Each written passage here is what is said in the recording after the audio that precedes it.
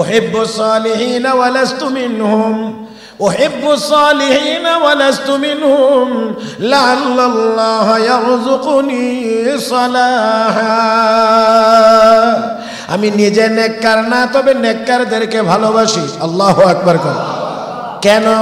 লাআল্লাল্লাহা ইয়ারযুকুনি সালাহা, আল্লাহ যেন এই নেককারদের প্রতি ভালোবাসার কারণে আমাকেও নেককার বানায়া দেন। আমি নেককার না, নেককারদেরকে ভালোবাসি, এই জন্য আল্লাহ যাতে করে তাদের মহব্বত আর ভালোবাসার কারণে আমাকেও যেন নেককার বানায়া দেন। তাহলে নেককার যদি হতে চান, তাহলে নেককারদেরকে মহব্বত করতে শিখেন আগে। لله نحمده ونستعينه ونستغفره ونؤمن به ونتوكل عليه ونعوذ بالله من شرور أنفسنا ومن سيئات أعمالنا. من يهده الله فلا مضل له ومن يضلله فلا هادي له. ونشهد أن لا إله إلا الله وحده لا شريك له. ونشهد أن سيدنا وسندنا وحبيب ربنا وطبيب قلوبنا ومولانا محمدا عبده ورسوله الذي أرسله بالحق بشيرا ونذيرا وداعيا إلى الله بإذنه وسراجا منيرا. صلى الله تعالى عليه وعلى آله وأصحابه وبارك وسلم تسليما كثيرا. أما بعد فأعوذ بالله من الشيطان الرجيم. بسم الله الرحمن الرحيم. له معقبات من بين يديه ومن خلفه يحفظونه من أمر الله.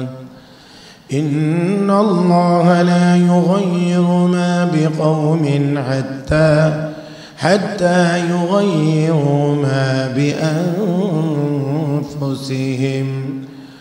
وإذا أراد الله بقوم سوءا فلا مرد له وما لهم من دونه من وال.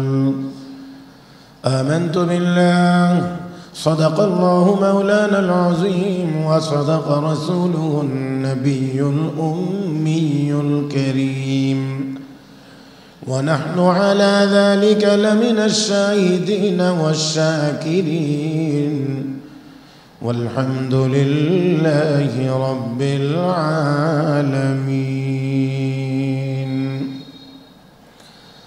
اللهم صل على محمد وعلى آل محمد كما صليت على إبراهيم وعلى آل إبراهيم إنك حميد مجيد. اللهم بارك على محمد وعلى آل محمد كما باركت على إبراهيم وعلى آل إبراهيم إنك حميد مجيد. محترم মুসল্লিয়ান کرام, আল্লাহ রাব্বুল আলামিনের দরবারে শুকরিয়া আদায় করছি, যিনি আমাদেরকে অত্যন্ত দয়া করে, মায়া করে, মেহেরবানি করে আজকের এই পবিত্র জুমার দিনে জুমার নামাজ আদায়ের উদ্দেশ্যে মসজিদে আসার বসার তৌফিক দান করেছেন। মহব্বতের সাথে শুকরিয়া আদায় করি আলহামদুলিল্লাহ। আল্লাহ রাব্বুল আলামিনের দয়ার ওপরেই আমরা বেঁচে আছি। আল্লাহর দয়া যদি বন্ধ হয়ে যায় তাহলে কোনো মানুষ তো দূরের কথা, কোনো প্রাণী, কোনো মখলুক বেঁচে থাকতে পারবে না। বেঁচে থাকার জন্যে আল্লাহ রাব্বুল আলামিন আমাকে আপনাকে যেই যেই জিনিসগুলো আমাদের খুব বেশি প্রয়োজন সেই জিনিসগুলো আল্লাহ আমার আপনার জন্য অতি সহজ করে দিয়েছেন। যেমন বেঁচে থাকার জন্যে অক্সিজেনের প্রয়োজন, বাতাসের প্রয়োজন, আল্লাহ রাব্বুল আলামিন এই জিনিসটি আমাদের জন্য সবচেয়ে বেশি সহজ করে দিয়েছেন। আরও অন্যান্য যত উপাদানগুলো আছে সেগুলো আল্লাহ আমার আপনার জন্য অনেক সহজ করে দিয়েছেন। কিছু গুলোকে যদি গণতে থাকো তোমাদের জীবন শেষ হয়ে যাবে, কিন্তু আমার নিয়ামত আর দয়ার গণনা করে শেষ করা সম্ভব হবে না। দেখেন, আল্লাহ রাব্বুল আলামিন আমাকে আপনাকে মানুষ বানাইছেন, এটাই তো আল্লাহ রাব্বুল আলামিনের দয়া। এটা আমরা দুনিয়াতে আসার আগেই আল্লাহর এই দয়া, আমাকে আপনাকে মানুষ করে দুনিয়াতে প্রেরণ করেছেন। চাইলেই তো আল্লাহ আমাকে আপনাকে যে কোনো প্রাণী বানাইতে পারতেন, যে কোনো নিকৃষ্ট প্রাণীও বানাইতে পারতেন। তা না বানাইয়া রব্বে করিম এমন জাতি, এমন সত্তা আমাকে আপনাকে বানাইছেন, এমন বস্তু, এমন জিনিস যাকে আল্লাহ রাব্বুল আলামিন নিজে সম্মানিত করেছেন। ওয়ালাকাদ কাররামনা বানি আদম, আল্লাহ বলেন আদম সন্তানকে আমি আল্লাহ সম্মানিত করেছি। এই সম্মানিত আল্লাহ রাব্বুল আলামিন করেছেন।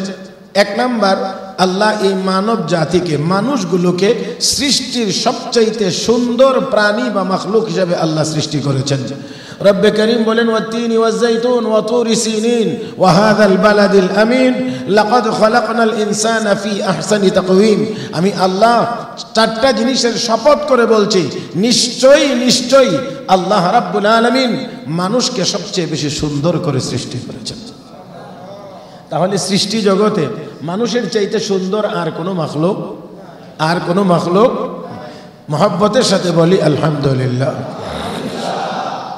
সবচেয়ে সুন্দর করে আল্লাহ আমাকে আপনাকে বানাইছেন। এত সুন্দর কোনো প্রাণী আল্লাহ বানান নাই, কোনো মাখলুক আল্লাহ বানান নাই। আল্লাহর কি এটা দয়া না? অবশ্যই।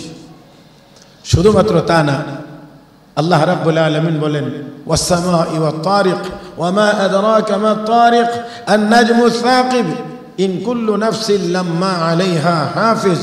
আল্লাহ রাব্বুল আলামিন কসম করে বলেন প্রত্যেকটা প্রাণী, প্রত্যেকটা মানুষের পিছনে আমি আল্লাহর পক্ষ থেকে নিরাপত্তা ব্যবস্থা রয়েছে। এই আয়াতের ব্যাখ্যায় রাসূল করিম সাল্লাল্লাহু আলাইহি ওয়াসাল্লাম হাদিস শরীফে ঘোষণা করেছেন, মানুষের হেফাজতের জন্য যদি আল্লাহর পক্ষ থেকে নিয়োজিত ফেরেশতার হেফাজত আর বেষ্টনী না থাকতো, তাহলে চিল যেমন করে মোরগের বাচ্চাকে ছো মেরে নিয়ে যায়, জিন্নাতেরা, জিন সম্প্রদায়ের লোকেরা মানুষের বাচ্চাগুলোকে এমন করে ছো মেরে উড়ায় নিয়ে যেত। আজকের এই আলোচনাটা আরো অতীতেও কয়েকবার আলোচনায় প্রাসঙ্গিকভাবে এসেছিল। শুধু বলা হয়েছিল যে পরে কোনো সময়ে আলোচনা হবে। তাই আজকে আপনাদের খেদমতে সেই কথাগুলো বলার ইচ্ছা যে আল্লাহ রাব্বুল আলামিনের পক্ষ থেকে আল্লাহ প্রদত্ত কি নিরাপত্তা ব্যবস্থা আমার আপনার জন্য রয়েছে। শুধু আল্লাহ বানাইছেন তা না, আমার আপনার নিরাপত্তার ব্যবস্থাটাও কে করেন? দেখেন, এর মধ্য থেকে একটি দিক যে আল্লাহ রাব্বুল আলামিন, আমি যে আয়াত তিলাওয়াত করেছি আল্লাহর কালাম থেকে সূরা রাদের 11 নম্বর আয়াত, এই আয়াতের 3টি অংশ আছে। প্রথম অংশে আল্লাহ রাব্বুল আলামিন একজন মানুষের ব্যক্তিগত নিরাপত্তার কথা বলেছেন। দ্বিতীয় অংশে আল্লাহ রাব্বুল আলামিন জাতীয় নিরাপত্তার কথা বলেছেন। তৃতীয় অংশে রব্বে করিম বলেন, এত সত্ত্বেও যদি আল্লাহর আযাবের চূড়ান্ত ফয়সালা হয়ে যায় কাহারও ব্যাপারে বা কোনো জাতির ব্যাপারে, তাহলে ওই আযাব থেকে, ওই গজব থেকে তাকে বাঁচানোর মতো কেউ নাই, তাকে সাহায্যকারীও কেউ নেই। প্রথম অংশে আল্লাহ রাব্বুল আলামিন বলেন, লাহু মুআক্কিবাতুম মিন বাইনি ইয়াদাইহি ওয়া মিন খালফিহি ইয়াহফাজুনাহু মিন আমরিল্লাহ। প্রতিটি মানুষের আগে এবং পিছনে একের পর এক অবতরণকারী ফেরেশতা রয়েছে, যারা আল্লাহর নির্দেশে ওই ব্যক্তিটাকে বিভিন্ন রকমের আপদ বিপদ বালা মুসিবত থেকে হেফাজত করে থাকেন। তাফসীরের কিতাবে মুফাসসিরিনে কিরাম লিখেন, আল্লাহ রাব্বুল আলামিন যে বলেছেন আগে ও পিছনে একের পর এক অবতরণকারী ফেরেশতা রয়েছে, এই ফেরেশতা তাকে বিপদ আপদ থেকে হেফাজত করেন। এই ফেরেশতার সংখ্যা কত, কিভাবে তারা হেফাজত করেন? কিছু ফেরেশতা আছে সরাসরি তাকে বিপদ থেকে সরাসরি হেফাজতের জন্য দায়িত্বে নিয়োজিত। কিছু ফেরেশতা আছে কিছু আমল করলে সেই আমলের কারণে ওই ফেরেশতারা তার পক্ষ থেকে আল্লাহ রাব্বুল আলামিনের কাছে দোয়া করে, আল্লাহ রাব্বুল আলামিনের পক্ষ থেকে দায়িত্ব পালন করে। আল্লাহর নির্দেশ মোতাবেক যদি নেক আমল করে তাহলে এর ফলাফল হয় একরকম, যদি গুনার কাজ হয় তাহলে দায়িত্বে নিয়োজিত ফেরেশতা তার দায়িত্ব পালন করে ভিন্ন রকম। এই 10 জন ফেরেশতার মধ্যে প্রথম 2 জন ফেরেশতা, একজন তার সামনে একজন তার পিছনে। সামনে এবং পিছনের এই 2 ফেরেশতার কাজ হলো এই লোকটাকে সরাসরি মানুষ শত্রুর আক্রমণ, জিন শত্রুর আক্রমণ এবং এই জাতীয় আরো যত আক্রমণ আছে, যত বিপদ আছে, সেইগুলো থেকে এই 2 ফেরেশতা তাকে হেফাজত করে। একেবারেই স্বাভাবিক একটি প্রশ্ন এখানে আসবেই যে যদি এমনই হয় তাহলে মানুষ যেদিন মার খায়, মানুষ যেদিন বিপদে পড়ে, আমি যেদিন মার খেয়েছিলাম, আমি যেদিন বিপদে পড়েছিলাম, ওই দিন ওই 2 ফেরেশতা কোথায় ছিল? ফেরেশতার এই দায়িত্বই যদি থাকে তাহলে আমি যেদিন বিপদে পড়েছিলাম, আমাকে যেদিন আঘাত করা হয়েছিল, ওই দিন ওই ফেরেশতারা কোথায় ছিল? মোটামুটিভাবে এই প্রশ্নের উত্তরটা আলোচনার একেবারেই শেষ দিকে হইলে আমার মনে হয় বেশি ভালো হবে। মুফাসসিরিনে কেরাম লিখেছেন যে আল্লাহ রাব্বুল আলামিনের পক্ষ থেকে ফেরেশতারা নিয়োজিত 10 জন ফেরেশতা এক একজন মানুষের নিরাপত্তার দায়িত্বে নিয়োজিত। দিনের বেলা 10 জন দায়িত্ব পালন করে, রাতের বেলা আলাদা 10 জন ফেরেশতা দায়িত্ব পালন করে। তাহলে যদি বলি দিনে আর রাত্রে মিলায়া, যদিও দায়িত্বরত থাকে 10 জন, কিন্তু দিনে এবং রাত্রে মিলায়া যদি বলি তাহলে এক একজন মানুষের নিরাপত্তার জন্য রব্বে করিম 20 জন করে ফেরেশতা তার পিছনে নিয়োজিত করেছেন। তো 2 জন ফেরেশতার কথা শুনলাম, একজন সামনে একজন পিছনে। 3 নম্বর ফেরেশতা প্রতিটি মানুষের ডান কাঁধে, 4 নম্বর ফেরেশতা প্রতিটি মানুষের বাম কাঁধে। এই 2 ফেরেশতার কাজ হলো নেক আমল করলে লেখা, গুনার কাজ করলেও লিপিবদ্ধ করা। এটা হলো এই 2 ফেরেশতার কাজ। তবে ডান কাঁধের যে ফেরেশতা, এই 2 ফেরেশতার মধ্যে ডান কাঁধের ফেরেশতা হলো অফিসার। ডান কাঁধের ফেরেশতার কাজ হলো কোনো নেক আমল করলে করা মাত্রই 10 গুণ বাড়ায়া আমল করবে একটা, তার আমল নামায় সওয়াব লিখে দিবে 10টা। কয়টা? রব্বে করিম এক আয়াতে বলেন, মান জাআ বিল হাসানাতি ফালাহু 10 আমসালিহা ওয়া মান জাআ বিস সাইয়্যা ফালা ইউজজা ইল্লা মিসলাহা ওয়া হুম লা ইউযলামুন।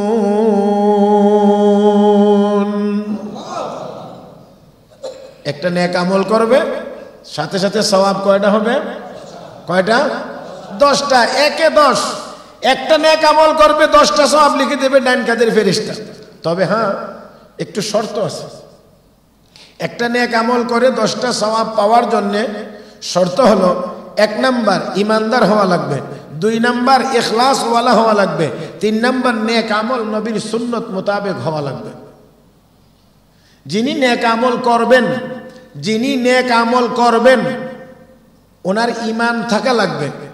যার ঈমান নাই, সওয়াব নামের কোনো বিনিময় তার নাই, কারণ ইমান হলো সকল সওয়াবের মূল ভিত্তি, মূল ফাউন্ডেশন। ইমান নাই, কোনো আমলের সওয়াব বা প্রতিদান তার জন্য নাই। তো এখন প্রশ্ন হলো, যদি একজন মানুষ ইমান নাই কিন্তু তারপরেও যদি সে ভালো কাজ করে, কোনো ভালো কাজ করে, তাহলে কি আল্লাহ তাকে কোনো বিনিময় দিবেন না? আল্লাহ কি তাকে একেবারেই কোনো কিছু দিবেন না এমন? তাফসীরের কিতাবে মুফাসসিরিন ইকরাম লিখেছেন যে হ্যাঁ, যদি কোনো মুমিন না এমন ব্যক্তি, ইমানদার না এমন ব্যক্তি, অমুসলিম কোনো মানুষ যদি কোনো নেক আমল, যেটা আমরা বলি ভালো কাজ, সেই ভালো কাজ করে, আল্লাহ রাব্বুল আলামিন তাকেও একটা বিনিময় দেন, তবে অবশ্যই সেই বিনিময়টা দেন দুনিয়াতে। আর আমরা জানি সওয়াবের পরিপূর্ণ বিনিময় হলো আখিরাতে, সওয়াবের পরিপূর্ণ বিনিময় আখিরাতে। আর তারা যদি কোনো ভালো কাজ করে সেই জন্য বিনিময় পাবে দুনিয়াতে।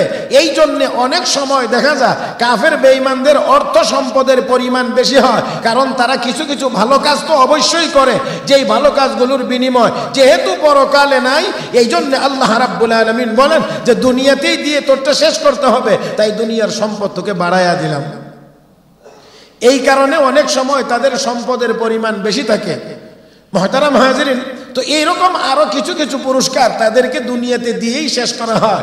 ঈমান ছাড়া পরকালীন কোনো পুরস্কার পাওয়া যাবে না। তো 1 নম্বর শর্ত হলো ডান কাদের ফেরেশতা 10টা সওয়াব লিখবে।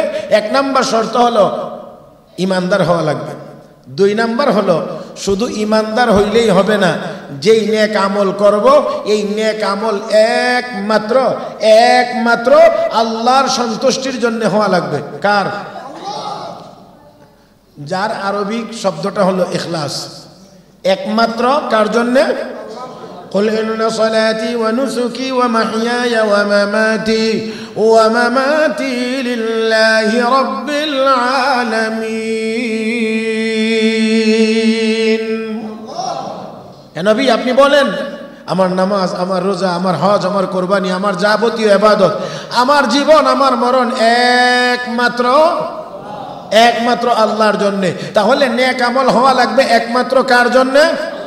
তাহলে ইমানদার হওয়া লাগবে, নেক, তারপরে মুখলিস ইখলাস ওয়ালা হওয়া লাগবে।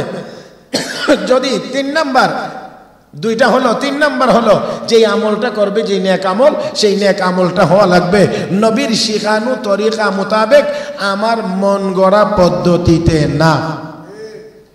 আমরা অনেক সময় নিজেদের মন মতো নিজেরা আমল করি আর মনে মনে ভাবি আমি নেক আমলই করতে আসি। না, মনে রাখতে হবে আপনার আমল তখনই গিয়ে নেক আমল হবে যখন নবীর শিখানো তরিকা মোতাবেক হবে।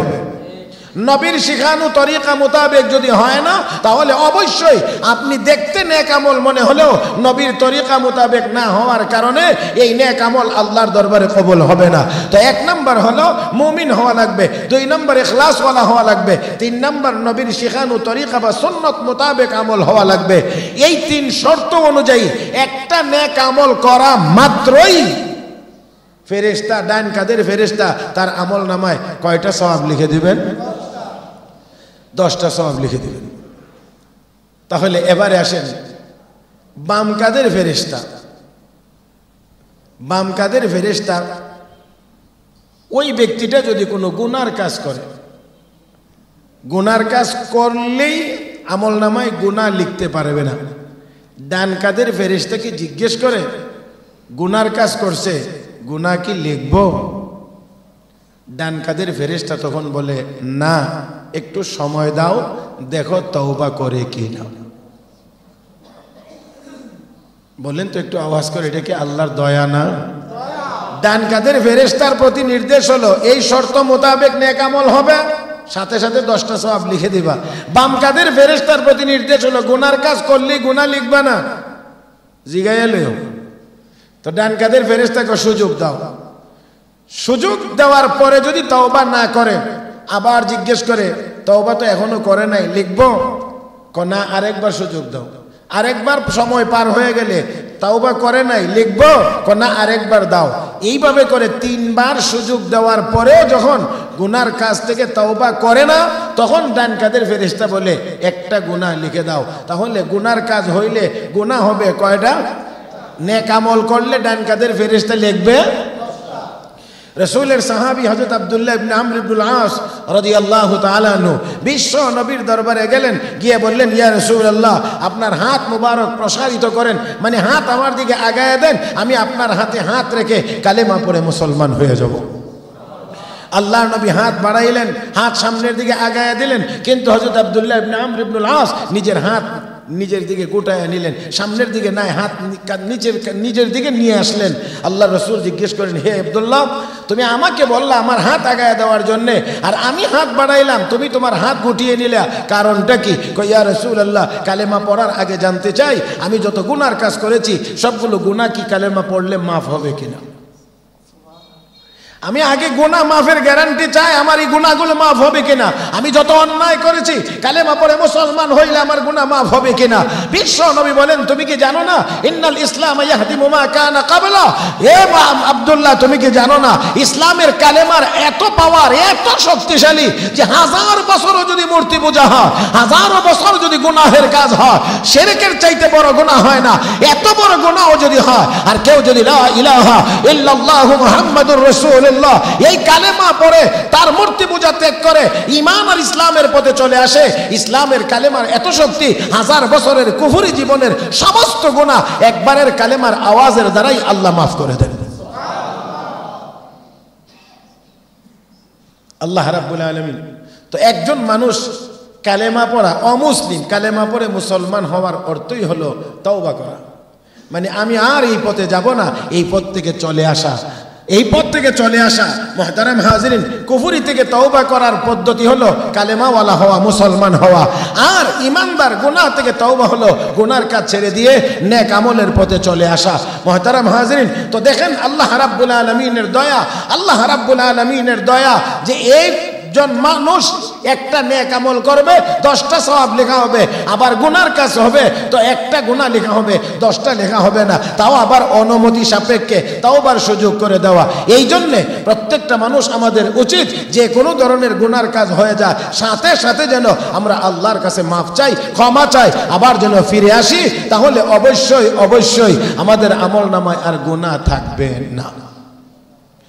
শুধু থাকবে না তা না, তওবা করে যারা চলে আসে সঠিক জায়গাতে তাদের অনেকগুলো পুরস্কারের একটা পুরস্কার হলো আল্লাহ রাব্বুল আলামিন বলেন, ইন্নাল্লাহা ইউহিব্বুত তাওয়াবিন, ইন্নাল্লাহা ইউহিব্বুত তাওয়াবিন ওয়া ইউহিব্বুল মুতাতাহহিরিন। আল্লাহ রাব্বুল আলামিন বলেন, যারা বেশি বেশি তওবা করে আল্লাহ রাব্বুল আলামিন নিজে তাদেরকে ভালোবাসেন। আল্লাহ নিজে তাদেরকে ভালোবাসেন। তাহলে যারা তওবা করে, গুনাহ তো হবেই, আর গুনাহ থেকে যদি কেউ তওবা করে ফিরে আসে আল্লাহ রাব্বুল আলামিন বলেন, শুধু গুনাহ মাফ করে না, আমি তোকে ভালোবাসি। আল্লাহ খুব পছন্দ করেন, আল্লাহ খুব পছন্দ করেন। তাহলে কয়জন ফেরেশতা গেল? 4 জন, সামনে একজন, পিছনে একজন, ডানে একজন, বাম কাঁধে একজন, 4 জন গেছে। কয়জনের কথা বলছিলাম? 10 জন ফেরেশতা। 10 জন একেবারে আঙ্গুলে গুনে গুনে হলেও শেষ করে দেব ইনশাআল্লাহ, কারণ থাকলেই পিছনে পড়ে যায় অনেক সময়। তাহলে এবারে আসেন, 2 ঠোঁটের দায়িত্বে 2 জন ফেরেশতা নিয়োজিত। আল্লাহু আকবার কোন 2 জন ফেরেশতা আল্লাহ 2 ঠোঁটের দায়িত্বে নিয়োজিত করে রেখেছেন।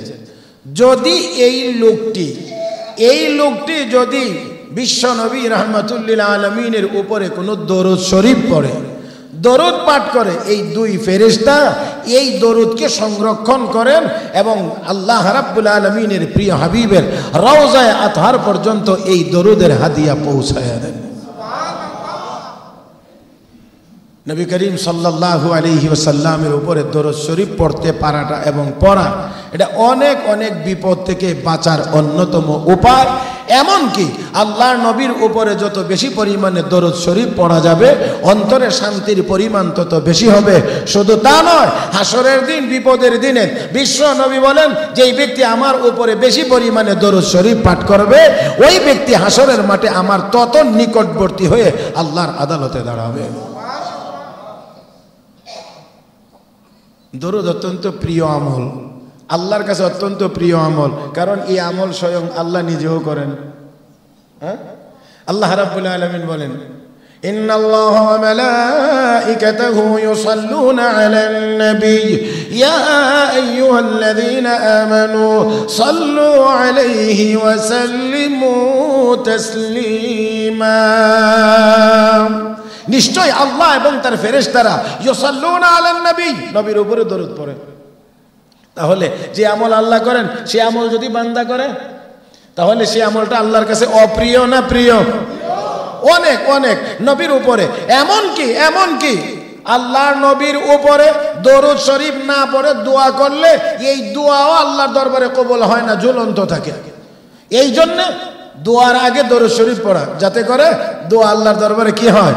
কবুল হয়। দোয়ার শুরু এবং শেষ যেন দরুদ দিয়ে হয়। দোয়ার শুরুটা দোয়ার আগে দরুদ শরীফ, শেষে দিয়া দরুদ শরীফ। ওয়া সাল্লাল্লাহু তাআলা আলা খাইরি খালকিহি মুহাম্মদ ওয়া আলা আলিহি ওয়া আসহাবিহি আজমাইন।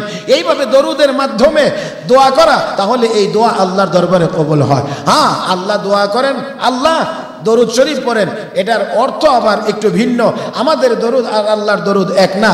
মানুষ আর আল্লাহ যেহেতু এক না, আল্লাহ খালেক, মানুষ মাখলুক, এই জন্য আল্লাহর দরুদ পড়ার অর্থ হলো এই সালাতের ইঙ্গিত যখন আল্লাহর দিকে হয় তখন এর অর্থ হয় রহমত, মানে আল্লাহ তার প্রিয় নবীর উপরে রহমত নাজিল করেন। মুহতারাম হাজিরিন, আমরা বেশি বেশি পরিমাণে দরুদের আমল করতে পারি। আল্লাহ রসুল বলেন, আমার উপরে কেউ যদি একবার দরুদ শরীফ পাঠ করে আল্লাহ রাব্বুল আলামিন তার উপরে 10টি রহমত নাজিল করেন। একবার দরুদ শরীফ পাঠ করলে আল্লাহ রাব্বুল আলামিন 10 বার রহমত নাজিল করেন, তার 10টা গুনাহ আল্লাহ মাফ করে দেন। লম্বা করে যদি সুযোগ না হয়, সময় না হয়, ছোট্ট করেও পড়া যায় সাল্লাল্লাহু আলাইহি ওয়াসাল্লাম, সাল্লাল্লাহু আলাইহি ওয়াসাল্লাম, সাল্লাল্লাহু আলাইহি ওয়াসাল্লাম, সাল্লাল্লাহু আলাইহি ওয়াসাল্লাম। তবে এখানে একটু কথা মনে রাখার দরকার, দরুদ শরীফ পড়ার 4 অবস্থা। দরুদ শরীফ পড়া ফরজ, দরুদ শরীফ পড়া ওয়াজিব, দরুদ শরীফ পড়া সুন্নতে মুআক্কাদা, দরুদ শরীফ পড়া নফল মুস্তাহাব। কয় অবস্থা? দরুদ শরীফ পড়া ফরজ, দরুদ শরীফ পড়া ওয়াজিব, দরুদ শরীফ পড়া সুন্নতে মুআক্কাদা, দরুদ শরীফ পড়া মুস্তাহাব। সারা জীবনে নবীর উপরে একবার দরুদ শরীফ পড়া প্রত্যেক ইমানদারের জন্য ফরজ। যেহেতু আল্লাহ বলছেন, ইয়া আইয়ুহাল্লাযীনা আমানু সাল্লু আলাইহি, হে ইমানদারেরা তোমরা আমার হাবিবের উপরে দরুদ শরীফ পাঠ করো। যেহেতু আল্লাহর হুকুম, আর এখানে আল্লাহর হুকুম লিল উজুব, আল্লাহর হুকুম এখানে অবশ্যই। এই জন্য প্রত্যেক মুমিনকে সারা জীবনের ভিতরে একবার দরুদ শরীফ পড়া ফরজ। দ্বিতীয় নম্বর হলো দরুদ শরীফ পড়া ওয়াজিব। কোন এক মজলিসে, যেমন এখন আমরা এখানে বসা আছি, একই মজলিসে নবীর নাম বারবার যদি উচ্চারিত হয় তাহলে একবার দরুদ শরীফ পড়া ওয়াজিব। একই জায়গায় বারবার নবীর নাম যদি আসে তাহলে দরুদ শরীফ একবার পড়া ওয়াজিব। হ্যাঁ, বারবার পড়া তো অবশ্যই মুস্তাহাব, বারবার পড়া উত্তম সওয়াবের কাজ, বাকি একবার পড়া ওয়াজিব। নবীর নাম শুনলেই একবার দরুদ শরীফ পড়া ওয়াজিব। 3 নম্বর হলো নামাজের শেষ বৈঠকে, 3 রাকাত হোক, 4 রাকাত হোক, 2 রাকাত হোক, শেষ বৈঠকে তাশাহুদের পরে আল্লাহুম্মা সাল্লি আলা আল্লাহুম্মা বারিক আলা আমরা যে দরুদ শরীফ পড়ি, এই দরুদ শরীফ পড়া সুন্নতে মুআক্কাদা। এই হলো 3 নম্বর। 1 নম্বর হলো ফরজ, সারা জীবনে একবার দরুদ শরীফ পড়া ফরজ। দ্বিতীয় হলো নবীর নাম শোনা মাত্রই একবার দরুদ শরীফ পড়া ওয়াজিব। 3 নম্বর হলো নামাজের ভিতরে শেষ বৈঠকে দরুদ শরীফ পড়া সুন্নতে মুআক্কাদা। এই 3 পদ্ধতি ছাড়া, 3 জায়গা ছাড়া যত রকমের দরুদ শরীফ আছে সব দরুদ শরীফ হলো নফল বা মুস্তাহাব। তবে এই দরুদের ফজিলত এবং বারাকাত অনেক অনেক অনেক বেশি। আল্লাহ পাক যেন আমাদের সবাইকে বেশি বেশি পরিমাণে নবী করিম সাল্লাল্লাহু আলাইহি ওয়াসাল্লামের উপরে দরুদ শরীফ পাঠ করার তৌফিক দান করেন। আজকে শুধুমাত্র দরুদের হুকুম দরুদের কি অবস্থা, কতটুকু পড়া কি, সেই কথাটুকু আপনাদের খেদমতে বলা হয়েছে। আরেকদিন যদি সুযোগ হয় ফাজাইলের উপরে এই দরুদ শরীফ পড়ার ফজিলত কি, সেই আলোচনা আরেকদিন ইনশাআল্লাহ হইতে পারে। আজকে শুধু সামনের দিকে আগাইতে চাই, সেজন্য এখানে আর কথা লম্বা করতে চাই না। মুহতারাম হাজরিন, তো বলছিলাম যে আল্লাহ রাব্বুল আলামিনের পক্ষ থেকে দুজন ফেরেশতা দুই টুটের দায়িত্বে নিয়োজিত আছে। যদি এই লোকটা নবীর উপরে দরুদ শরীফ পড়ে, এই দরুদ সংরক্ষণ করা হলো এই দুই ফেরেশতার কাজ। কয়জন হয়েছে? 6 জন। প্রত্যেকটি মানুষের দুই চোখের দায়িত্বে 2 জন ফেরেশতা নিয়োজিত আছে। এই দুই ফেরেশতা 2 চোখকে হেফাজত করেন, যার কারণে আমাদের শরীরে অন্যান্য জায়গাতে অন্যান্য অঙ্গ প্রত্যঙ্গে যে পরিমাণ ধুলাবালি পড়ে, চোখের ভিতরে কিন্তু এই পরিমাণ ধুলাবালিও যায় না। সামান্য রকমের সামান্য কোনো ধরনের অসুবিধা মনে হইলেই অটোমেটিক কুদরতি ব্যবস্থাপনায় আমাদের চোখের নিচে এবং উপরে আল্লাহর কুদরতি 2টা পর্দা আছে, অটোমেটিক পর্দা বন্ধ হয়ে যায়। আমরা তো মনে করি যেটা এমনিতেই হয়ে যায়, এই যে উপরে আর নিচে মিলে যায়, এই মিলানোর দায়িত্বে 2 জন ফেরেশতা আল্লাহ নিয়োজিত করে রেখেছেন। এমনিতেই হয় না, এমনিতেই হয় না। তো যার কারণে শরীরের অন্যান্য জায়গাতে ময়লা ধুলাবালি যেই পরিমাণে যায়, চোখের ভিতরে যায় না। তারপরও কদাচিৎ হঠাৎ কোনো কারণে যদি একটু সামান্য চলে যায়, তখন টের পাওয়া যায় কেমন যে লাগে, তখন টের পাওয়া যায় কেমন যে লাগে। সামান্য যেটা আবার কাউকে যদি দেখানো হয়, দেখতো আমার চোখে কি পড়ছে, সে খুঁজেই পায় না, চোখে ধরা পড়ে না, এতটা ছোট। কিন্তু তারপরেও যার চোখের ভিতরে পড়ছে তার কাছে মনে হয় কত বড়। হ্যাঁ, ছোট্ট থেকে ছোট্ট একটা পিপিলিকা যদি কানের ছিদ্র দিয়ে ঘুমের ভিতরে কানের ভিতরে ঢুকতে পারে আর হাঁটাহাঁটি করে, তখন কেমন মনে হয় যেন একটা মহিষ কানের ভিতরে হাঁটতেছে, তাই না? তো আল্লাহ রাব্বুল আলামিনের এত দয়া, এই চোখের হেফাজতের জন্য আল্লাহ রাব্বুল আলামিন 2 জন ফেরেশতা নিয়োজিত করেছেন। মুহতারাম হাজরিন, তাহলে 2 চোখের 2 ফেরেশতা মিলাইয়া হইল কয়জন? 8 জন। 9 নম্বর ফেরেশতা প্রত্যেকটা মানুষের কপালের দায়িত্বে নিয়োজিত। প্রত্যেকটা মানুষের এই কপালের দায়িত্বে একজন ফেরেশতা আল্লাহ নিয়োজিত করে রেখেছেন। এই ফেরেশতার কাজ হলো, লোকটা যদি বিনয়ী হয়, লোকটা যদি বিনয়ী হয়, তাহলে মানুষের সামনে তাকে সম্মানিত করে তোলা এই দায়িত্ব এই ফেরেশতার। এই জন্য মান তাওয়াযা লিল্লাহ রাফাআহুল্লাহ, যে আল্লাহর জন্য বিনয়ী হয়, আল্লাহ রাব্বুল আলামিন তার সম্মান। একটু বললেন, বিনয়ী হইলে সম্মান কে? এই ফেরেশতার কাজ আল্লাহই করেন, বাকি ফেরেশতার কাজ হলো তাকে মানুষের সামনে দামি করে তোলা। মুহতারাম হাজরিন, আবার পক্ষান্তরে কেউ যদি অহংকারী হয়, কি হয়? অহংকারী যদি হয়, তাহলে তাকে মানুষের সামনে অপমানিত করে দেওয়া এই ফেরেশতার দায়িত্ব। এবার একটু চিন্তা করতে পারেন যে এই কাজের জন্য আল্লাহ একজন ফেরেশতা, স্বতন্ত্র একজন ফেরেশতাই নিয়োজিত করে রেখেছেন আমার আপনার কপালের দায়িত্বে। যেই ফেরেশতা, যে মানুষটা যত বিনয়ী হবে, মানুষের সামনে তাকে তত বেশি সম্মানিত করে তুলবে। মুহতারাম হাজরিন, মনে রাখতে হবে, নিজেকে ছোট মনে করে কেউ ছোট হয়ে যায় না, সেই বড় হতে পারে। আর যে নিজেকে বড় মনে করে তাকেই আল্লাহ অপমান অপদস্থ করে। শয়তান নিজেকে বড় মনে করেছিল, এই জন্য আল্লাহ রাব্বুল আলামিন তাকে সারা জীবনের জন্য অভিশপ্ত বানায়া দিয়েছে। এই পথে যারাই যাবে, এই পথে যারাই যাবে, আল্লাহ তাদেরকেই অপমানিত করবেন। আর যারা যত বিনয়ী হবে, আল্লাহ রাব্বুল আলামিন তাদেরকে ততই বেশি সম্মানিত করে দিবেন। লক্ষ্য করে দেখেন, সাইয়েদনা হযরত আব্দুল কাদের জিলানী রাহমাতুল্লাহি আলাইহি, আমরা অবশ্যই তার নাম জানি, সারা পৃথিবীতে শ্রেষ্ঠ ওলিদের মধ্যে উনি অন্যতম একজন, হযরত আব্দুল কাদের জিলানী রাহমাতুল্লাহি আলাইহি। অথচ তিনি বলতেন, উহিব্বুস সালিহিনা ওয়া লাস্তু মিনহুম। কথাটা খেয়াল করে বুঝবার মতো। তিনি বলতেন উহিব্বুস সালিহিনা ওয়া লাস্তু মিনহুম, আমি নেককারদেরকে ভালোবাসি, আমি নিজে নেককার না। আপনারা একটু বলেন তো, হযরত আব্দুল কাদের জিলানী যদি নেককার না, তো আমরা নেককার। উহিব্বুস সালিহিনা ওয়া লাস্তু মিনহুম, উহিব্বুস সালিহিনা ওয়া লাস্তু মিনহুম, লাআল্লাল্লাহ ইয়ারযুকুনি সালাহা। আমি নিজে নেককার না, তবে নেককারদেরকে ভালোবাসি। আল্লাহু আকবার। কেন? লাআল্লাল্লাহ ইয়ারযুকুনি সালাহা, আল্লাহ যেন এই নেককারদের প্রতি ভালোবাসার কারণে আমাকেও নেককার বানায়া দেন।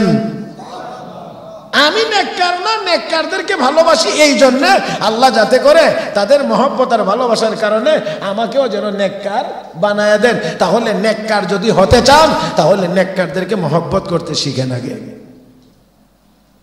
যদি আপনি নেককার হতে চান, তাহলে যারা নেক আমল করে তাদেরকে মহব্বত করতে হবে, তাদেরকে ভালোবাসতে হবে।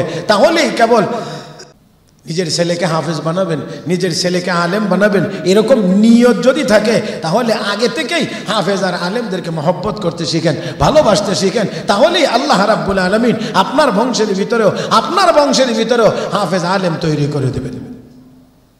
তো হযরত আব্দুল কাদের জিলানী রহমাতুল্লাহি আলাইহি, হযরত আব্দুল কাদের জিলানী রহমাতুল্লাহি আলাইহি তিনি বলতেন আমি নেককার না, আমি নেককার না, আমি নেককারদেরকে ভালোবাসি, আমি নেককারদেরকে ভালোবাসি। মুহতারাম হাজরিন, কেন তিনি বলছেন যে আল্লাহ যেন আমাকেও নেককার বানায়া দেন?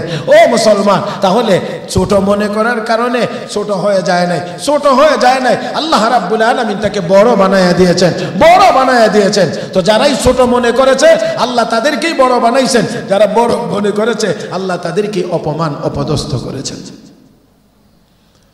তো এই কপালের দায়িত্বে নিয়োজিত এই ফেরেশতার কাজই হলো, কোনো মানুষ যদি বিনয়ী হয় তাহলে তাকে সম্মানিত করে তোলা, আর যদি অহংকারী হয় তাহলে তাকে অপমানিত করে দেওয়া। এই হলো 9 নম্বর ফেরেশতার কাজ। 10 নম্বর, প্রত্যেকটা মানুষের এই মুখের ভিতরে যে ফাঁকা জায়গাটা আছে, এই ফাঁকা জায়গাটার দায়িত্বে একজন ফেরেশতা নিয়োজিত আছেন, রব্বে করিম নিয়োগ করে রেখেছেন। 10 নম্বর ফেরেশতা মুখের ভিতরে। এই ফেরেশতার কাজ হলো জাগ্রত অবস্থায়, সচেতন অবস্থায় কোন ধরনের কোনো পোকা মাকড় কীট পতঙ্গ মানুষের মুখ দিয়ে প্রবেশ করতে পারবে না, কারণ সে তখন দেখবে, বুঝবে, জানবে। সেই জন্যে কোনো কীট পতঙ্গ তার জবান, তার মুখ দিয়ে ভিতরে প্রবেশ করতে পারবে না। এই জন্যে রাতের বেলা যখন মানুষ ঘুমায় তখন মানুষ অচেতন থাকে। এই অচেতনতার ভিতরে অনেক সময় অনেকের মুখেই খোলা থাকে। হ্যাঁ, এটা প্রায় সবারই কম বেশি খোলা থাকে। এই ঘুমন্ত অবস্থায়ও যেন কোনো পোকামাকড় কীট পতঙ্গ কোনো বান্দার মুখ দিয়ে প্রবেশ করে ভিতরে গিয়ে তার ক্ষতির কারণ হতে না পারে, সেই জন্য আল্লাহ রাব্বুল আলামিন একজন ফেরেশতাকে এই জায়গাতে বসায় রেখেছেন। চিন্তা করে দেখেন, আমার আপনার নিরাপত্তার জন্য আল্লাহ রাব্বুল আলামিন কেমন ব্যবস্থা করে রেখেছেন। চোখের দায়িত্বে নিয়োজিত ফেরেশতা, ঠোঁটের দায়িত্বে নিয়োজিত ফেরেশতা, কপালের দায়িত্বে নিয়োজিত ফেরেশতা, মুখের ভিতর দিয়ে অচেতন অবস্থায় যেন কোনো কীট পতঙ্গ কোনো পোকামাকড় ঢুকতে না পারে, সেই জন্য আল্লাহর পক্ষ থেকে দায়িত্বপ্রাপ্ত নিয়োজিত ফেরেশতা। মুহতারাম হাজরিন, এই 10 জন ফেরেশতা দিনের বেলা দায়িত্ব পালন করেন। দিনের বেলার ফেরেশতারা ফজরের নামাজের সময় আসে, আসরের নামাজের সময় চলে যা। রাতের ফেরেশতারা আসরের সময় আসে আর ফজরের সময় চলে যা। এইভাবে করে একজন মানুষের পিছনে রব্বে করিমের পক্ষ থেকে 20 জন ফেরেশতা তার নিরাপত্তার জন্য দায়িত্ব পালন করে থাকেন। এবার প্রশ্নটা ছিল একেবারে শুরুতে, জবাবটা একেবারে শেষে। তো আমার সামনে ফেরেশতা, পিছনে ফেরেশতা যদি আমাকে বিপদ থেকে বাঁচানোর জন্যই নিয়োজিত থাকে, তো আমি যখন বিপদে পড়েছিলাম তখন এই ফেরেশতাগুলো ছিল কোথায়? এবারে আসেন, এর 1 নাম্বার জবাব হলো আমরা বিপদে পড়ি আমাদের গুনাহের কারণে। কিসের কারণে? যেমন একটা গুনার কাজ হলো মিথ্যা কথা বলা, না সওয়াবের কাজ? না, এটা আস্তে করেন, কিন্তু এটা তো আমরা এখন বলি টলি না কেউ। মিথ্যা কথা বলা সওয়াবের কাজ না গুনার কাজ? যে ব্যক্তি মিথ্যা কথা বলতে পারে তার দ্বারা অনেক গুনার কাজ হইতে পারে। আল্লাহ আমাদের সবাইকে সত্য বলার তৌফিক দান করুন, মিথ্যা ছেড়ে দেওয়ার তৌফিক দান করুন। তবে মনে রাখতে হবে, মিথ্যার মাধ্যমে কোনো মানুষ বিজয়ী হতে পারে না, চূড়ান্তভাবে পরাজিত হবে, ধ্বংস হবে। আর সত্যের উপরে থাকলে চূড়ান্তভাবে সে বিজয়ী হবে।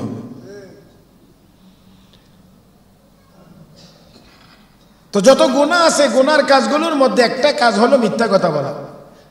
তিরমিজি শরীফের এক হাদিসে আছে, আল্লাহ রাসূল সাল্লাল্লাহু আলাইহি ওয়াসাল্লাম ঘোষণা করেছেন, মানুষ যদি একটা মিথ্যা কথা বলে, কয়টা? একটা মাত্র মিথ্যা কথা যদি বলে, এই একটা মিথ্যা কথার কারণে তার মুখে এই পরিমাণ দুর্গন্ধ হয়, যেই দুর্গন্ধ ফেরেশতারা সহ্য করতে না পেরে দেহরক্ষী ফেরেশতারা তাকে ছেড়ে দিয়ে কমপক্ষে 1 মাইল দূরে চলে যায়। কয়টা মিথ্যা কথা আমরা বলি? কয়টা? হিসাব নাই। তাহলে এবার চিন্তা করে দেখেন, আমরা ফেরেশতা আপনার কাছে আসেনি না নাই? একটা মিথ্যা কথা যদি বলে, একটি মিথ্যা কথার দুর্গন্ধের কারণে ফেরেশতা তাকে ছেড়ে দিয়ে চলে যায়, 1 মাইল দূরে চলে যায়।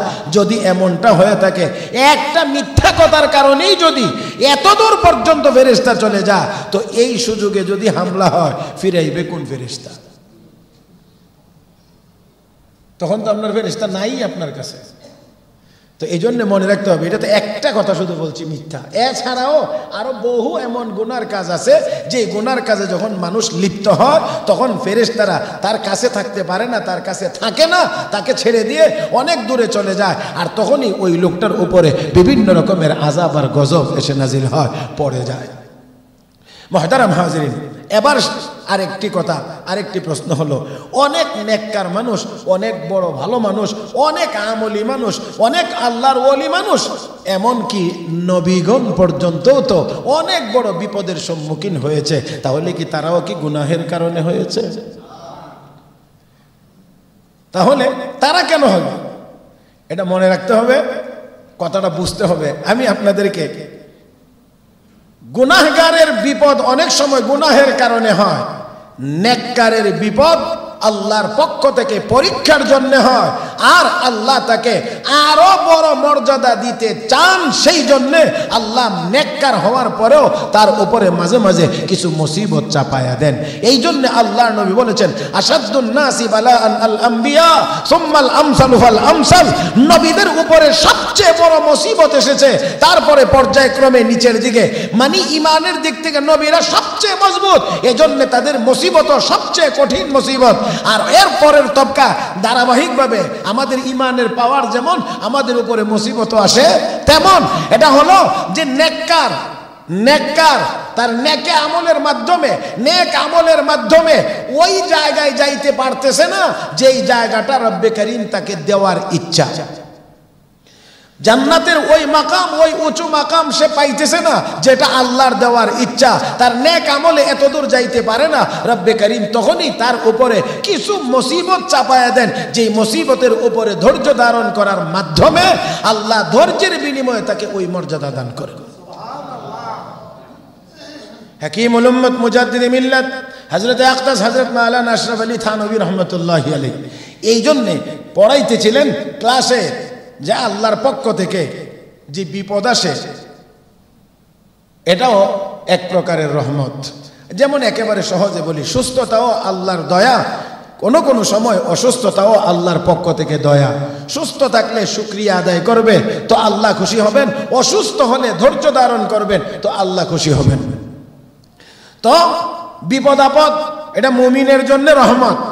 এমন সময়ে ঘটনাক্রমে এক লোক আসছে, অসুস্থ মানুষ, হাতের মধ্যে ফোড়া হয়েছে, ফোড়া বড়, ব্যথা যন্ত্রণা চিৎকার করতেছে। এই লোকটা আসতেছে, ছাত্ররা মনে মনে ভাবতেছে যে দেখা যাক এবার হুজুর তার জন্য কি দোয়া করে। যদি দোয়া করে যে আল্লাহ তার ফুরাটা ভালো করে দাও, ব্যথাটা কমায়া দাও, তাহলে বলবো, জিজ্ঞেস করবো যে হযরত বিপদ আপদ না রহমত, তো রহমত বন্ধ হওয়ার জন্য দোয়া করলেন কেন? তো ছাত্ররা মনে মনে এই চিন্তা ভাবনা করে আসছেন, এই ছাত্রদেরকে তো উনি পড়াইতে আসেন, তো ছাত্র কেমন, উস্তাদ তো এমনিতেই কিছু টের পান। আর হাকিমুল উম্মত হযরত মুজাদ্দিদে মিল্লাত আশরাফ আলী থানভী রহমতুল্লাহি আলাইহি, যিনি আল্লাহর এত বড় এক ব্যক্তি, যিনি 1365টি কিতাবই শুধুমাত্র আমাদের জন্য লিখে গিয়েছেন, সেই লোকটির অবস্থা কত। একদিন আপনাদেরকে মনে হয় আমি বলেছিলাম, হযরত আকদাস হযরত মাওলানা আহমদ আলী লাহোরী রহমতুল্লাহ আলাইহিকে একদল আলেম পরীক্ষা করার জন্য গেছেন। শুনছেন ওনার নাকি কাশফ হয়, কাশফ ইলহাম, ওলিদের এটা আধ্যাত্মিক একটা পাওয়ার শক্তি। এই জন্যে পরীক্ষা করার জন্য 3-4 জন আলেম ওলামা কিছু হাদিয়া তুবাও নিছে। একটা নিচে হালাল টাকা দিয়ে কেনা, আর একটা হাদিয়ার পুটলা নিচে হারাম টাকা দিয়ে কেনা। এবার গেছেন, দরজায় গিয়ে নক করছেন, তো হযরত দরজা খুলে দেখেন এই উলামায়ে একরাম, তারাই তো বিভিন্ন সময় আমার বদনাম করে, সমালোচনা করে, তারা আবার আমার গেটে হাজির। তিনি একটু আশ্চর্যের ভর ভঙ্গিতে বললেন, কেসে আনা হো, আপনারা কিভাবে আমার কাছে আসলেন? হযরত মুলাকাত জিয়ারত কে লিয়ে আয়া হো, হযরত আপনার সাথে সাক্ষাতের জন্য এসেছি। নেই, মেরে ইমতিহান লেনে কে লিয়ে আয়া হো, সাক্ষাতের জন্য আসেন নাই, পরীক্ষা করতে এসেছেন। সাক্ষাৎ করার জন্য আসেন নাই, পরীক্ষা করার জন্য এসেছেন। এখন মৌলবী একজন আরেকজন কি ব্যাপার, এবার হযরত মাফ কিজিয়ে, গুস্তাকি হয়ে গেল, মাফ কিজিয়ে, মাফ করে দেন, ভুল হয়ে গেছে। এবার হাদিয়ার পুটলা দিয়েছেন 2টা, যে হযরত আমাদের পক্ষ থেকে সামান্য হাদিয়া আপনি গ্রহণ করবেন। হযরত মাওলানা আহমদ আলী লাহোরী রহমতুল্লাহ আলাইহি একটা গ্রহণ করে বললেন, এটা নিতে পারি আমি, এটা গ্রহণ করতে পারি, কিন্তু ওইটার মধ্য থেকে হারামের দুর্গন্ধ আমার নাকে লাগতেছে, সেজন্য আমি সেটা নিতে পারি না। আল্লাহু আকবার, আল্লাহু আকবার, আল্লাহু আকবার। ও ভাই, তো সেটা আল্লাহ ওয়ালাদের এক হালত। তো এটা আল্লাহ প্রদত্ত, আল্লাহর পক্ষ থেকে মাঝে মাঝে হয়ে থাকে। এটা আল্লাহ ওয়ালাদেরকে আল্লাহ এমন গুণ, এমন যোগ্যতা দান করেন। তো দেখেন তিনি কেমন করে, উনার নাকে কোন দুর্গন্ধ লাগলো। আর আমরা তো মাশাআল্লাহ হারামের উপরেই বসবাস করি, হ্যাঁ, হারাম না খাইলে যেন আরাম লাগে না। অথচ কথা ছিল হারামের মধ্যে কোনো আরাম, হারামের ভিতরে কোনো আরাম আসলেই নাই। কিন্তু আমাদের চাল চলনে বোঝা যায় হারাম ছাড়া আমাদের কোনো আরাম নাই। তো কি বলছিলাম জানি, ফুরানি আসছে না, তো দোয়া করবেন কি? তো আল্লাহর এই বান্দা কিছুটা টের পান না, হ্যাঁ, কিছুটা তো টের পাওয়ারই কথা। ওনার স্ত্রী, ওনার আহলিয়া ওনার শ্বশুর বাড়িতে, মানে ওনার স্ত্রী বাবার বাড়িতে চলে যাবে। মোরগের ঘরটা দেখায় বলছে ফজরের নামাজের পরে দরজাটা খুলে দিন, মোরগগুলো যেন বের হয়ে তাদের খাদ্য খাইতে পারে। এটা কি থানভী রহমতুল্লাহ আলাইহির প্রতিদিনের কাজ? ভুলে গেছে। তো ফজরের নামাজের পরে তিনি ভুলে যাওয়ার কারণে এশরাক পর্যন্ত আমল করলেন। এশরাকের পরে উনি তাফসিরে বয়ানুল কোরআন লিখবার জন্য বসেছেন। এই টাইমেই উনি এই কিতাবটা লেখেন, তাফসিরে বয়ানুল কোরআন। উনি এই টাইমেই লিখতেন। এখন ওই যে একদিন এই ঘটনা ঘটছে, এখন যেই মাত্র কাগজ কলম নিয়ে বসছেন, অন্যান্য দিনের মতো এই টাইমে তিনি লিখবেন। এখন লিখতে গিয়ে দেখেন কোরআনের কোনো আয়াতের কোনো ব্যাখ্যা ওনার ভিতরে জাগ্রত হয় না, লিখতেও পারতেছেন না, লিখতেও পারতেছেন না, লিখতেও পারতেছেন না, কোনো কথা ভিতরে যাচ্ছে না, লিখতেও পারেন না। নিরুপায় হয়ে লেখা বন্ধ করে দিলেন, আর এখানে রইলেন না। এবার নামাজ পড়লেন, মুরাকাবায় বসলেন। আল্লাহর পক্ষ থেকে ইলহাম হয়েছে, ও থানভী, আমার মাখলুকের উপরে জুলুম করে আমার পক্ষ থেকে ইলম পাওয়া যায় না। আমার মাখলুকের উপরে জুলুম করে আমার পক্ষ থেকে ইলম পাওয়া যায় না। চমকায়া উঠলেন, বের হইলেন, ওই মোরগের ঘরের দরজা গিয়ে খুলে দিলেন। মোরগগুলো বের হয়ে গেছে, খাইতে শুরু করছেন। এবার যখন তিনি আইসা আবার কাগজ কলম হাতে নিলেন, তো অন্যান্য দিনের মতো যেইভাবে তাফসীর লিখতেন, আজকেও সেইভাবে তাফসীর লেখা আবার শুরু হয়ে গেছে। সেই ব্যক্তি থানভী বুঝতে পারতেছেন তো অবস্থা। এবার বেচারা আইসা হুজুর আমার ব্যথা, খুব যন্ত্রণা হচ্ছে, আপনি একটু দোয়া করেন। এবার থানভী রহমতুল্লাহ আলাইহি দোয়া করেন কি, এটা একেবারে আমার দিকে তাকায় শুনেন। বলতে আছেন, আল্লাহ তোমার বান্দাকে তোমার রহমত যেভাবে দিতে চাইতেছো, তোমার বান্দা সেইভাবে বুঝতে পারতেছে না। আল্লাহ তোমার বান্দা যেভাবে বুঝবে সেইভাবে তোমার রহমত তোমার বান্দার উপরে নাজিল করো। ওইখানে আর প্রশ্নের জায়গা আসেনি? হ্যাঁ, আপনারা যত রেডি হয়ে বসে রয়েছেন যে প্রশ্নটা করে আটকাইবেন, এই জায়গা আর নাই। তো দোয়া করেন, আল্লাহ তোমার বান্দাকে যেভাবে রহমত দিতে চাইতেছো, তোমার বান্দা সেইভাবে বুঝতে পারতেছে না, সহ্য করতে পারতেছে না। আল্লাহ যেভাবে দিলে বুঝবে এবং সহ্য করতে পারবে, তোমার রহমত সেইভাবে বান্দার উপরে নাজিল করো। তাই আসুন, গুনাহের কারণে বিপদ আসে, বোঝা যায়। আর নেককারের উপরেও যদি বিপদ আসে তাহলে এটাও বোঝা যায়। সেই আলামতটা বলেই আলোচনা শেষ, যদিও আমি সময় একটু বেশি হয়ে গেছে, আজকে কম করার কথা ছিল, আমি অসুস্থ, তারপরেও কথা হয়ে গেছে। শেষ কথাটা হলো এই, গুনাহগারের কারণে, গুনাহগারের উপরে গুনাহের কারণে যত বিপদ আসবে, এই বিপদের দ্বারা গুনাহগারের হাই হুতাশ বাড়তে থাকবে। শুধু হাই হুতাশ করবে, হাই রে চলে গেল, হাই রে মরে গেলাম, হাই রে আমার সব শেষ হয়ে গেছে, শুধু হাই হুতাশ বাড়তে থাকবে। আর নেককার ব্যক্তি যখন কোনো বিপদে পড়বে তখন সে আরো বেশি আল্লাহর মুখাপেক্ষী হবে। হযরত মাওলানা মুফতি তাকি উসমানী, শাইখুল ইসলাম আল্লামা মুফতি তাকি উসমানী লিখেন যে এক বাচ্চাকে মা মারতেছে, নিজের সন্তানকে মা মারতেছে, ওই বাচ্চাকে যতই মা মারে বাচ্চা ততই মার কাছে যায়, সরাইতে চায় দূরে, মার দিলে তো দূরে যাওয়ার কথা, যতই মারে হে ততই চেষ্টা করে মার কাছে আসার। কারণ বাচ্চা বুঝে মা আমাকে যতই মারে, মাই হলো আমার ভরসার জায়গা, আমার আশ্রয়ের জায়গা। তো এতে করে বোঝা যায়, এতে করে বোঝা যায় যে সন্তানের কলবে মায়ের মহব্বত, মা মারলেও মার কাছে যাইতে চায়। ঠিক তেমনি ভাবে নেককাররা আল্লাহকে মহব্বত করে, এই জন্য বিপদ আসলেও তারা আল্লাহকে আরো বেশি ডাকে, আল্লাহর আরো বেশি কাছে যাওয়ার চেষ্টা করে। এটা বুঝতে হবে নেককারের উপরে মুসিবত দয়া হিসাবে এসেছে, আর হাই হুতাশ বাড়ে বুঝতে হবে গুনাহের কারণে বিপদ এসেছে। আল্লাহ আমাদের সবাইকে কথাগুলো বুঝবার এবং আমল করার তৌফিক দান করুন। আমিন ইয়া রাব্বাল আলামিন। ওয়া আখিরু দাওয়ানা আনিল হামদুলিল্লাহি।